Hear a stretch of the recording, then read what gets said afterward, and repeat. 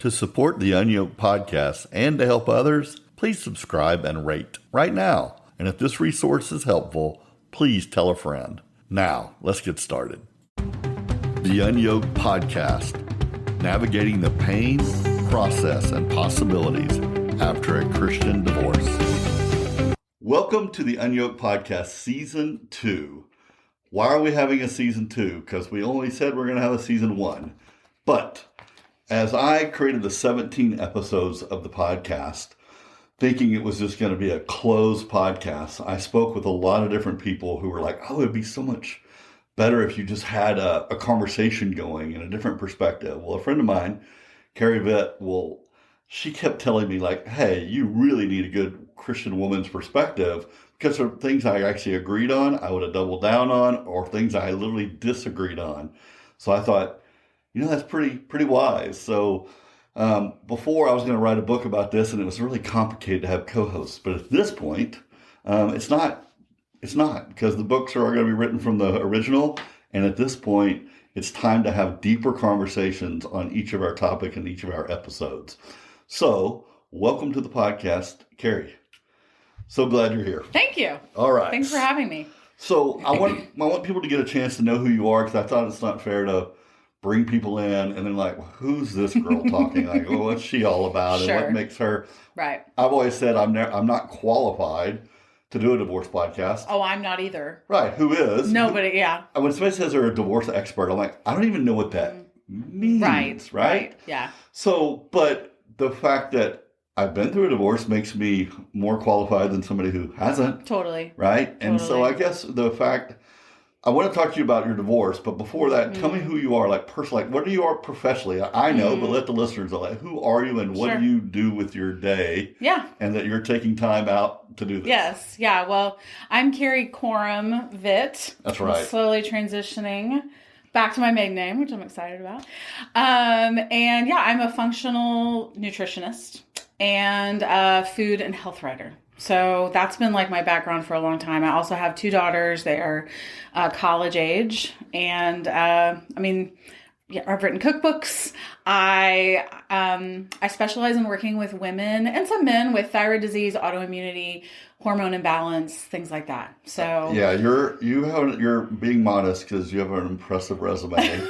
I mean, you have a big following. Like you're good at what you do. Thank you. And Thanks. It's obvious you're good at what you do, right? Thank so you. I think that's part of, I'm just going to be very transparent. Part of the reason I asked you to do this, one, I really enjoy our conversations. They're always deep. Yeah. They're layered and they add value. Like when I hang up with you, hang up the phone, I'm always like, that was a great conversation. Totally. That's the way I agree. feel about it. Yeah. Yeah. But, there are people, I get asked all the time from people like, oh, I'd love to be on your podcast. Well, first of all, I think, you must not listen because I don't have any co-hosts. Like, what do you even mean you want to be on my podcast? Like, I don't do that. Right.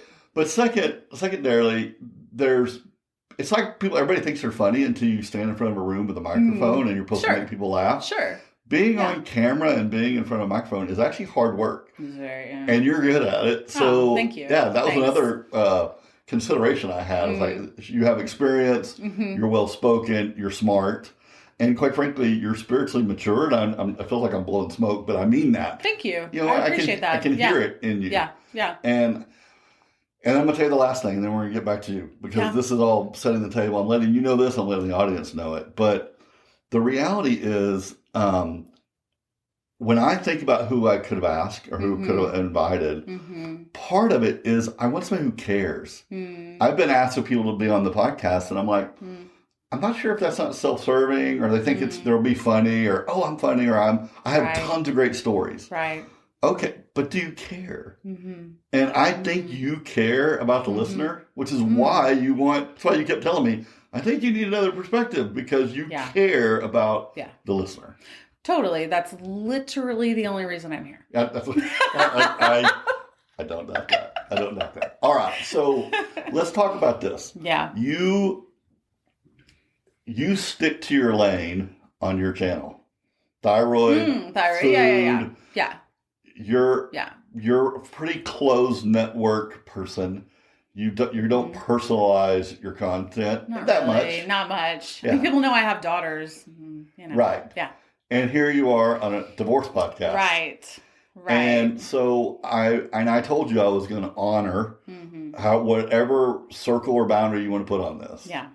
But also, this is your chance to sort of come out and just speak a little bit to why you're divorced. You wouldn't be here. I wouldn't ask you. And like me, I have my circles. There's things I don't bring up about my marriage or my ex. Right. Makes me teary. I mean, it's a big deal. It's a big leap for you. Yeah. I'm more comfortable because I've done it. Right. I made my decision a year ago and I did it. Right. But this is your chance to tell what you want of your story. Yeah. And sometimes you just get it off your chest and it may never be brought up again, or it may leak out in the other episodes. And so this is where we can set our boundaries. So tell a little bit about your journey through divorce and divorce recovery, if you don't mind. Yeah. That's a big question. That's a big one, right? Sorry. I loaded it and threw it your way. 5 minutes. And do that in 1 minute because the reels are really, really quick. Okay. Exactly. So, I mean, obviously, high level view. I was married for 21 years. It was not a healthy situation really from day one. Unfortunately. And, I do think that this word is way, way, way overused, and I don't use this word lightly, but it was an abusive situation. And so, it was a very, very long journey, very long. And, I will just share, like at the beginning few years, I was suicidal. I couldn't imagine continuing in that relationship like for the rest of my life. And I honestly, the first few years when all this was happening, because it all started like right out of the gate. But it lasted 2 decades. Yes. Yeah, yes. Wow. I was actually like growing up, I grew up in the church, became a believer when I was 6 years old. Like I've walked with the Lord my whole life, and in church, they were constantly, and at that period of my life, like in high school, college and stuff, they were always like, marriage is hard, marriage is hard, marriage is hard. Just wait, it's so hard. So when I got into all of that and it was so hard, I thought, this is what they were talking about. This is what they were talking about. But I remember just being like, also kind of like angry with like friends and family. Like, well, they didn't tell me that it was like, it like sucks your soul out of you. Yeah. Where's did you say joy too and hard? Right. Where's the joy? Right. So I kind of, I will say that like once my daughters were born, like the idea of like suicidal thoughts, that went away, like 100%. Because now you're a mother, not just a wife. I was a mom, yeah. And so it was like, okay, I need to be here for my kids and stuff. And he was in the military, so there were long periods where he was gone. He also worked 12 to 14 hour days, sometimes weekends. So there, I think that kind of extended things because you created a world without him, and that was okay, and you just tolerated when he was in it. Right. Yeah. You suffered while he was in. Yeah. And so did I want it to be restored? Yes. Did I want it to be healed? Yes. Do I feel like I did every single thing that I could possibly do? Yes. Okay. Until it got to the point where everyone in my close circle that knew every detail, right? And there's not very many people.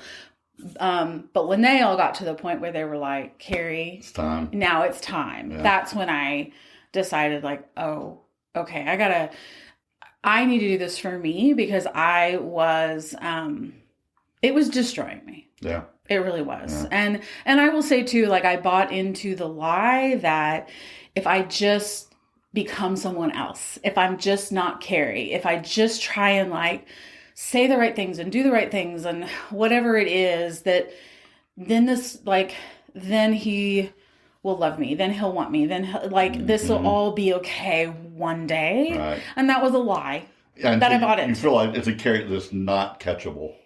Yeah. Right? You can never become that person, because the problem wasn't you not being the right person. Yeah. It was him looking for something impossible. Yeah. So, I think that I look back and I'm like, man, like, should I have gotten help a long time ago? Yes. Should I have not bought into those lies? Yes. So I, got out of that, and he's been gone. He left about 7 years ago, and we've been divorced for about 5. So it's been, I'm a little ways on the other side of it, Right. which feels nice. I will say, I mean, the first bit of that, I remember I had like a 6-month period where, when I realized like, oh, this isn't salvageable. Like, there's not going to be reconciliation. There's not going to be repentance and stuff. I mean, I had like a 6-month period where I would like get my girls off to school and I would grab my Bible and I would get in bed and I would just cry and pray and read my Bible like all day. Yeah. And then I would get up and the girls would come home and I'd turn on your mom face, make dinner, take them to all their things. You know what I mean? But it wasn't something that I entered into lightly by any stretch of the means, How long was that, okay, I need to do this, and then doing, because you flip the switch, but then there's the logistics and realities and all that. Like, what was your path from, okay, I think I am willing or able or going to try to really pulling the trigger? I mean, I was really coming from the mindset of like, okay, like, let's separate so that like, he can get the help he needs, get right with the Lord. I obviously can continue to get the help I need. I was already going to counseling and things like that. Maybe he was at the time. I literally don't even remember. It gets foggy. It gets fuzzy, and some of it I'm like, I don't need to remember any of that. Yeah. Sorry, what was I saying? No, well, so we were talking about divorce. How long it took you? How long it took? Yeah. So yeah, I was coming from the standpoint of like, the separation could be a time where like he could get help, I could get help. Like eventually it could all be restored. So there was a separation, and then, it wasn't until I think it was around 1.5 years. Again, some of the details are a little fuzzy because I don't need to remember. But that's a long time. So I gave it a long time because I was like, I'm not going to jump into this. I want to make sure. And even when there was okay, let's separate for a while, I wasn't thinking divorce. I was just going to say, it sounds like you were... It was not. And I'm going to use the word stuck, but I don't necessarily mean negative. But you were stuck in long-suffering mode. So you're like, what's the difference between long-suffering a little or long-suffering a lot? Totally. Long-suffering. Totally. I've already been through like years, decades of, Right. So time means nothing. And instead of just saying, I'm out, I want to go, you were like, okay, I'm going to attack this differently with the separation. Yeah. Okay. And we're going to get into that. The details. This is your story. Tell your story, but I want to talk about that long suffering deeper. We won't do it here, sure, because I think it gets people stuck sometimes too long when they should have jumped. Sure, yeah. And then as time went on through the separation, I was like, oh, okay, and then eventually made that decision of like, okay, I'm filing, and I did think that okay, if I file, then that will be something, and then. The healing will start, and then repentance will happen, and then so I was. It could be a trigger or a milestone you were hoping. I was I was very hopeful the whole way, and then eventually I did see like, oh, that's not going to happen, and so then it was finalized, and I spent the first few years of that just like pouring into my girls, really helping them. They were in a tough spot. Ages at the time? Like 16 and 14. Yeah, preteen and teen. Yeah. Tough. They're forming who they are. Right. It's a tough season. Yeah. I don't know if there's a tough, maybe a baby is the only not tough season. I think because they wouldn't really know. Yeah, every other age has its challenges. Yeah. Right? Yeah. And so, and I don't want to tell any of their story because that's their story to tell, but they do share it, which I love. I love that they've allowed the Lord to use that in their story. And I just told them like, look, the Lord wrote this in our story for some reason. And we need to be like, hopefully we can use it to help other people one day. Yeah. And so, I just spent a lot of time helping them, and they got off to college. They're doing so well. Like they've come back to life. They're amazing. And then I spent a lot of time, like for me, counseling, healing, just taking a lot of time to just find Carrie again. Yeah. So your divorce recovery journey is probably deep. It'll probably come out in our episodes, right? Because what we're able to speak into other people's lives comes from our experience. It's not like you and I went and read a book and we're just regurgitating it. Nope. I had to live it. And it's the scar. Like, look at this scar. Look at this scar. And that's another thing I want to back up and tell you. Another reason I picked you, I just remembered. I'm stealing this, and I don't remember where I got it. I wish I could give credit to whoever it was. Yeah. But it says, speak from your scars, not your wounds. Yeah. Right? And I can tell when I'm talking to somebody, and you speak from your scars, but you're also not very bleeding open. Anymore. You're not bleeding, but we have scars, and you're also not a denier. Because nothing frustrates. Like, how you doing? That's why I hate church. When you walk in the hall, how you doing? Oh, I'm fine. I'm like, excellent. Isn't it you're funny like, that no, everybody you're in this not. building is fine? It's just, what an amazing feat.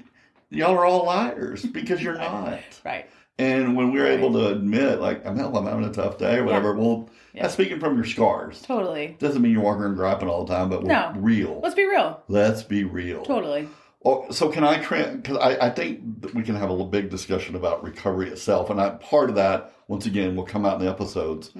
But what you do for a living, you work with a lot of women. And tell me a little bit about how your recovery bleeds into that. Do you have a secret ministry that you, I mean, I'm sure you're a part counselor, right? Because anybody who comes in to see somebody and you start talking about your health, well, we all know the body keeps score. Right. And if half the people are divorced, and even the people who aren't divorced have trauma. Yeah. Like, tell me a little bit about your ministry or your recovery. And I don't want to say you have one. You're like, I don't do that. But I'm assuming you do a little bit. I do. Yeah. I mean, I do a bit. I would say a lot of my clients, they first think that when they come to see me, it's just going to be about nutrition. But, getting back to better health, balancing the body and stuff is so much more about your lifestyle, what's going on in your mind and your thoughts. Are you sleeping, stress, all of that. So food's huge. But then we also talk about all the other things. All of it. And it comes out. And it comes out. And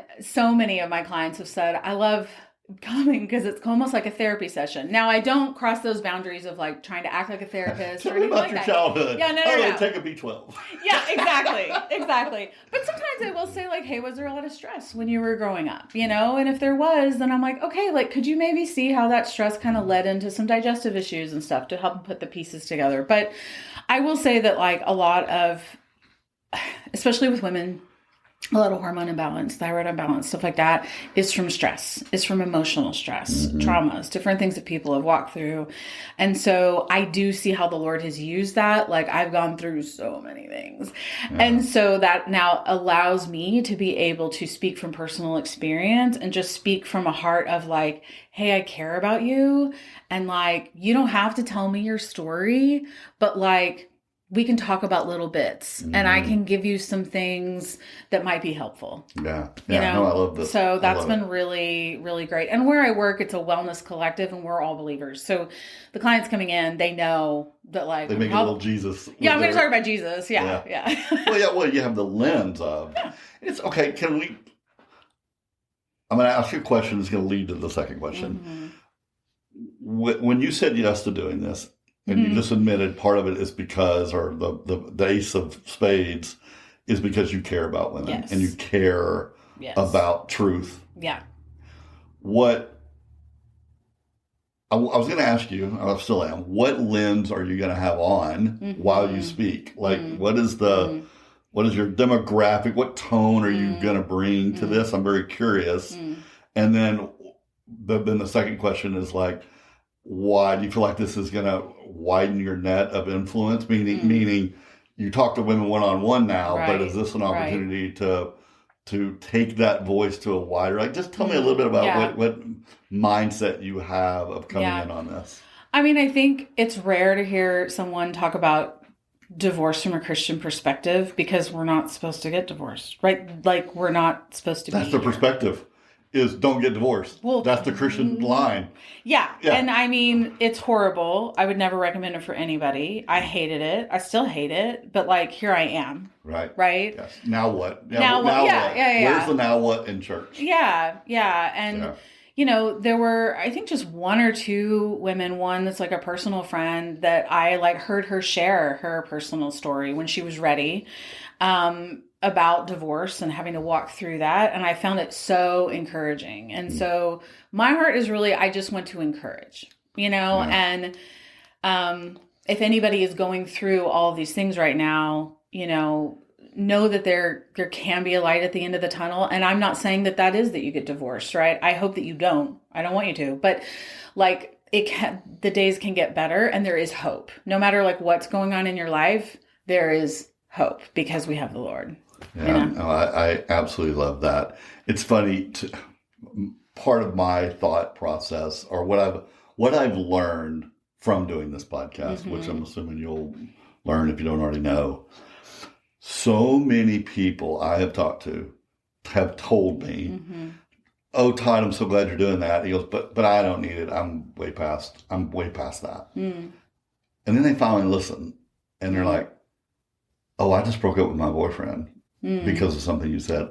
I just started counseling again. That's great. Yeah. Oh, I started bawling in my car." Yeah. And I'm thinking, you said you were past all that. Yeah. But it's because we move so fast. Yeah. And we just, I don't have that problem anymore. Yeah. I'm going to go live my best life, whatever. And they don't put in the work. And that's just not a good idea. It's not. It's not. But we mask it so much. Yeah. A lot of people, and I can see their behavior and their coping mechanisms, but they think, oh, that's for the poor sucker going through a divorce. I'm like, I know people have been divorced 5, 6, 8 years, and they're like, oh, yeah, that podcast is for me. And then they'll call me like, oh my goodness, you touched the wound that I thought I covered up, and you poked. Yeah. And I sort of do it on purpose. I'm a instigator. Yes. But it's so interesting because part of this journey, this divorce recovery, is the walking through a divorce, the immediate feelings and all the problems and landmines, which I hope we can help people through. Our first episode, besides this get to know one another, is about for people thinking about making that divorce decision. And there's a lot on our next recording we want to speak into. But the reality is the recovery part, I'd say most people don't put in the work. No, they do They not. say they do, but that just means time has passed. Right. Time. Like, oh yeah, I put in the work. It's 5 years later. I've had 22 horrible relationships with people, but they're all their fault because I put in the work. Right. Even though I'm the common denominator. I'm the common denominator. Look, all girls are crazy. Right. All men are Or all dogs. men are horrible. They're right. yeah. Which is not true. Not true. Neither one of those statements is true. Neither one. I don't like the edges. I don't like the edges. Yeah. Okay. So first of all, thank you. Thank you. You're welcome. Yeah. And I guess we'll make a ground rule that if I ever ask you a question that goes too personal, just give me the cool. sign. Oh, I will do that. You know that you got something to throw already, right? Yeah. Okay. So one last thing before we end this is we sort of got your why yes, but I was just going to ask the why yes, why now? Like you and I've talked about this, and I know you're a busy person, but is it the heart of ministry or like and because you're busy, you do stuff, you got sure. things, you got a life, right? But just speak one more time a little bit about what made you say yes to this, and why are you here? Yeah, I mean, I know that I didn't go through all that I went through just to keep it to myself, right? And I've spent a whole lot of years just trying to heal, and I'll never be fully healed, right? This side of heaven, it's just not going to happen. But I have learned a lot. I've become so much stronger. The Lord has strengthened me. The Lord has shown me a lot of things, and so I feel like if I can be a source of encouragement for other people, then that's why I want to be here, and that's worth it to me. Okay, I love that. No, that's wonderful. And I'll also say this, and then we'll finish. We're not here to agree or put together right. We're on a team. Like if we want to disagree, and if we want to underline and say, well done, I like that. There's no rules here. The rule is truth, right? And the the goal is perspective, meaning I have this. Or women don't think that way, right? Or like. Yeah, but what about this? Like, I really look forward to getting into the different topics and revisiting them with your perspective. Yeah. And, if you disagree, it's because it has my name on the podcast. I don't care. Like, I really want pushback because I used to go to a China for work. And when you tell somebody you're going to China, everybody's like, well, I heard this. Well, I heard this. Well, aren't Christians being persecuted? Well, wait a minute. Isn't it the fastest growing Christian population? Like, which one's true? Right, and a guy worded it really well. He goes, everything you've ever heard about China is true. Somewhere. It's a big place. Sure. So, yeah. Sure. Did that church get burned down? Yes. Is this church just get built? Yes. Yeah. Did the government just shut down? Did the government just start this? Like, the government literally invited me because they have a department for Christianity. Like, people don't even know that, but they do. Yeah. And I was over there working with them on a project. Well, I feel that same with divorce. It's like, it's so hard sometimes to speak into something and say, well, this is true about everybody. Because it's not. It's not true about everybody. Absolutely not. Everybody has their own story, but there are a lot of common denominators. There are milestones that we all deal with, but differently. Totally. And as I sit up here and talk, I'm coming to the best of my ability. I widen the net. Yeah. But I also have my lens on, and I also have a gender lens on of a male. Right. And even though I do a pretty decent job, I think, of empathizing, I'm a pretty good empathizer. Yeah. So I can put myself in other people's shoes without having walked that walk. I know I can't get it right all the time. Sure. And neither can I.